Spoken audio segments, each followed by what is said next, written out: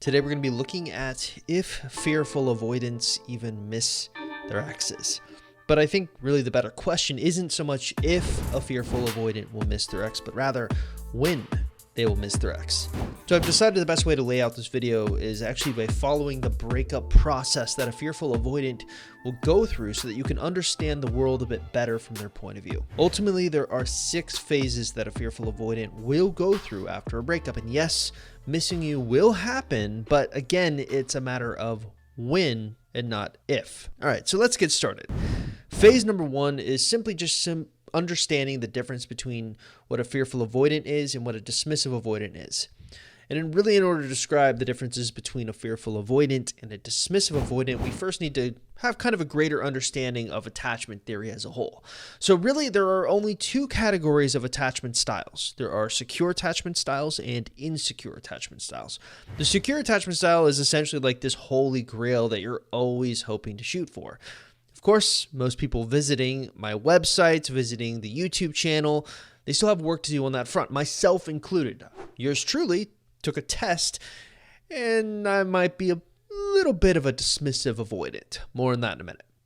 Which kind of leads us to the insecure attachment styles, of which there are 2. So there are 2 categories of attachment styles: secure attachment styles and insecure attachment styles. But then there are 2 different versions of insecure attachment styles. And those insecure attachment styles are anxious attachment style and avoidant attachment style. So what are each of these insecure attachments? How would you define them? Well, the anxious attachment style is this person who requires a lot of attention and affection. They really like to feel close to their partners, and it's not uncommon for them to want to spend every single day with them. And the core wound is that they have this big fear of abandonment. They're afraid of being alone. So that's usually what triggers their anxious behaviors in relationships. Now, on the other hand, the avoidant attachment style, they are a person that does not like a lot of emotional intimacy or vulnerability within a relationship. So they'll typically revert a conversation back to someone else to talk about themselves to avoid the spotlight. And often that's how you'll figure out if they're avoidant or not. Ultimately, they're afraid of having that deeper emotional connection, and it can all stem from their experience in childhood. They've learned that anytime they are vulnerable, it can be used against them, and therefore they don't rely on other people. Of course, as we continue this Inception-like approach, the dream within the dream idea, there are actually 2 types of avoidant attachment styles: the dismissive avoidant and the fearful avoidant. And in my opinion, the best way to look at them is like this. The dismissive avoidant is just someone who has straight up dismissive avoidant characteristics. So they are an avoidant through and through to their core. The fearful avoidant, on the other hand, has both avoidant tendencies and anxious tendencies. So they're kind of like the worst of both worlds in this sort of odd way. So what's interesting, though, to me, the most interesting thing about fearful avoidance is, weirdly enough, if they are in a relationship with you, your attachment style, if you are anxious, secure, or avoidant, however your attachment style operates, that is what will kind of pull the opposing attachment style from them. So let's imagine you and I are in a relationship, and I am a fearful avoidant, and you are an anxious person. Because of your anxious characteristics, my avoidance side of the fearful avoidance is actually going to come out a little bit more. The opposite is also true. If you are an avoidant in a relationship with me, a fearful avoidant, my fearful side, my anxious side will come out in response to your avoidance. That brings us to phase 2. So we kind of understand the overlying understanding of how attachment styles work from a fearful avoidant standpoint. Phase 2 is really understanding the fearful avoidant self-fulfilling prophecy. One of the things I've noticed over the years since I've been coaching on ex-boyfriend recovery is that the fact that almost every identifying avoidant has the same victim mentality in relationships. So sometimes they are a victim, but most of the time they aren't. In fact, most of the time they find themselves caught on this hamster wheel going around and around and around in the same self-fulfilling prophecy. And it's a mistake to assume that just because your ex is an avoidant, they don't really want to fall in love and have that happily ever after. They do. In fact, that means a lot to them. The problem is that their attachment style prevents them from achieving it. So above, I mentioned kind of a pretty interesting take on how a fearful avoidant will have a dominant, anxious, or avoidant side. And their partner's attachment style is what kind of tends to bring them out. Now, one of the bits of information that we're pretty sure about is that most of the people that read our website, watch this YouTube channel, they exhibit more anxious behaviors than avoidant behaviors, which means that if they're partnered with a fearful avoidant, that fearful avoidant is more likely to exhibit dismissive avoidant tendencies throughout the relationship. And we put together a wheel graphic on our website that kind of describes sort of the self-fulfilling cycle in a nutshell. So there's sort of like this 8-step process that a fearful avoidant will go through after a breakup or throughout the relationship. So the hamster wheel starts with the fearful avoidant wanting someone to love them. This is their anxious side kind of approaching. Then they find you and things are great. Again, this is kind of the anxious and neutral side happening here. Then somewhere around the relationship, they're noticing some alarming things about you. Their avoidance side is being brought on by your anxious potential side. Then they determine, hey, I'm going to leave this relationship. Their avoidant side is in full force here. Then they actually leave the relationship. Again, avoidant side. Then they feel super happy that they left. Their avoidant safe, happy place has happened. Yay, I'm happy, I'm alone, I'm feeling comfortable. Then they're starting to feel lonely. Their anxious side is starting to take back over. Why can't I ever find the right person? That's stage 8. Their anxious side has fully taken over, which leads them to the beginning of that cycle again. They want someone to love them. They find you, blah, blah, blah. We keep going around and around and around. And what's really interesting is when I argued at the beginning of this video, it's not a matter of if, it's a matter of when an ex will miss you if they are fearful avoidant. And really, when they start to miss you is that 7th stage where their anxious side starts to take back over. They're starting to feel kind of lonely again. And believe it or not, there's some psychology behind this, and we call it the Phantom X concept. And that's really phase 3 of our process, which is becoming their Phantom X. Real quick, I want to say that if you're new to this YouTube channel or you're trying to figure out what you should be doing to get your ex back, and you're trying to learn if you even have a chance in your specific circumstance, probably the smartest thing for you to do is actually stop by our website, www.exboyfriendrecovery.com, or take our Ex Recovery Chances quiz that can be found at exboyfriendrecovery.com. Now, if you're watching this on YouTube, taking that free quiz is super easy to do. All you have to simply do is look in the description link below this YouTube video and click on the link you see there. It will take you directly to the quiz where you can fill it out and get an easy answer on what you should be doing going forward and overall what your chances look like in your specific situation. All right, so let's get you back to the video. So avoidants often fall victim to a concept called the Phantom X. You know, sort of this one that got away syndrome. That one person that if they could have a do-over, they'd go back in time and never leave. And the psychology behind it is simple. An avoidant has this core wound that revolves around a loss of independence in a relationship. They value self-sufficiency, and it really all stems from their childhood. Their caregivers gave them basic physical necessities, but not emotional ones. And this resulted in them having to learn to self-soothe. But we all lie to ourselves. Very rarely do avoidants like to acknowledge this weakness.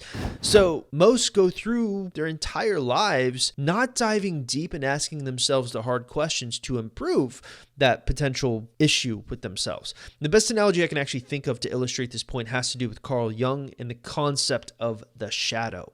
So he argued that we all have this shadow side, like this repressed version of ourselves that we don't want to acknowledge. So Jung argued that we should be doing shadow work to acknowledge the shadow and integrate it, thereby fully gaining control over it. Same principle applies here with avoidance. They don't like to acknowledge their weakness, but I'm getting off topic.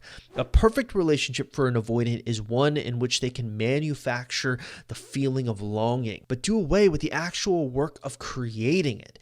And that's why they fall victim to the one that got away syndrome. It's the perfect scenario for them. And assuming you give them enough time, they may paint you in that Phantom X light. They'll place you on that pedestal because it feels good to remind themselves of how they once felt during the highs. And in an odd way, it's their version of self-soothing. Usually when they start to do this, that's the first stepping stone for them missing you. Which brings us to phase 4. Phase 4 is nostalgic reverie based on the Phantom X. One of my more popular YouTube videos deals with this concept almost entirely. It's entitled How to Make an Avoidant X Miss You. And essentially the entire video I'm arguing for this concept of avoidance. Because of their closed off nature, they don't give themselves permission to begin missing an ex until after they feel safe. So of course, there are really only 2 scenarios where they feel safe missing you. The first scenario is they have moved on to someone else. The second scenario is they feel you moved on from them. This is why so many of our success stories are reporting that their ex came back when they were least expecting it. It's only after our clients put forth signals that they were over the breakup, that the Phantom X syndrome kicked in, and the fearful avoidant reached out wanting to recapture the past. But I'm actually going to move on a little bit prematurely now to the next phase, because really the next one is highly dependent on the nostalgic reverie phase. So phase number 5 is reaching out to you to recapture the past. During this bout of nostalgia that they're having, this is often when we see fearful avoidants reaching out to their exes in a bid to recapture the past. So using our fun hamster wheel, that would be the phases 7, 8, and then 1 again. So they're starting to feel lonely. This is their anxious side that begins to overtake that avoidance side. Then they start wondering, why can't I ever find the right person? Their anxious side is in full effect here, plus a bit of the victim mentality going on. And then 3, they end up right back to where they started, wanting to find the right person for them. And what do you know? You might be that right person. And it's during this time that they start to reach out to you again, and they think you can solve the problem. You can stop the hamster wheel. We also think a little bit of the peak end rule occurs here. Peak end rule, if you don't know, we're not really great at remembering experiences based on their whole. We like to focus on 2 distinct points to help us compartmentalize these experiences. The peak moments, either positive or negative, and then the end moments, what it was like at the end. So essentially what happens is they stop remembering all the things about you that cause their avoidance side to flare up, and only start remembering those times when they were truly happy, the peak moments of your relationship, which further fans the flames of their nostalgia, creating this incentive to reach out to you. And of course, to the average person, it would seem like a bad idea to get back into a relationship with a fearful avoidant, right? Wouldn't they just go through the same cycle all over again? And that leads us to our 6th and final phase, the turtle effect. So I want you to pay attention to something for me for a minute. Take a look at this graphic again. Phase number 1, I want someone to love me. That's anxious. That's an anxious type of thing. Phase number 2, hey, I found someone. My troubles are over. That's a neutral graphic. I guess even more of a secure thing. You're feeling comfortable. Phase number 3, I'm noticing some worrying things about my partner. That's the avoidant phase. I'm thinking of leaving. Phase number 4, avoidant again. Phase number 5, I've decided to leave this relationship. Avoidant. I'm so happy that I left. You're feeling comfortable because of your avoidant side, but then you're starting to feel kind of lonely again. Anxious. Then you're thinking, why can't I ever find the right person? Anxious. Look at the constant tennis match going on between anxious traits and avoidant traits. This is the fearful avoidant in a nutshell. They're like turtles, poking their head out of their shells one day and then hiding the next. And yes, most of the time, if you get back into a relationship with one, you're doomed to go through the same variation of the cycle that I just laid out for you. So how do you break the revolution? Well, in my opinion, that's where attachment gravity comes into play. So remember how I said that fearful avoidance, anxious and avoidant tendencies are kind of dependent on the types of behaviors that their partner is exhibiting? Well, our research is indicating that most of our clients exhibit anxious behaviors in relationships, and those anxious behaviors create or become their own worst enemies. So what happens if a fearful avoidant actually gets into a relationship with a secure attachment style? Well, what we've noticed is that over time, that secure attachment pulls the fearful one into it, and the fearful one begins to learn how to be more secure themselves. This is why so much of my time is dedicated to helping men and women become more secure after a breakup, because usually when they enter my orbit, they're not very secure. Of course, this is when the ultimate paradox arises.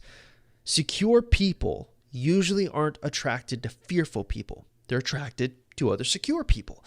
So they have such a high confidence level with themselves that they often have no problem betting on themselves after a breakup. The fearful person breaks up with them. They're like, okay, cool, whatever. I'll move on. I can find someone else. So here's the mindset shift I want you to have. If you are in a relationship with a fearful avoidant person, or you're going through a breakup with a fearful avoidant person, and this person broke up with you, yes, you come to Ex-Boyfriend Recovery, my website, wanting to get the ex back. I understand that. But what I want you to understand from my perspective, you don't really want your ex back. What you really want is a faithful, loving relationship that could potentially last a lifetime. That's what you want. So what I would like to do is give you the tools, not only to help you get your ex back or help you move on from your ex, but help you attract that person, whether that's your ex or not. And it all starts from within. It all starts by focusing on your own attachment issues and improving them the best way you know how, by creating healthy habits time and time again to lead you down the path towards success of getting what you really want, a happy, healthy, loving relationship.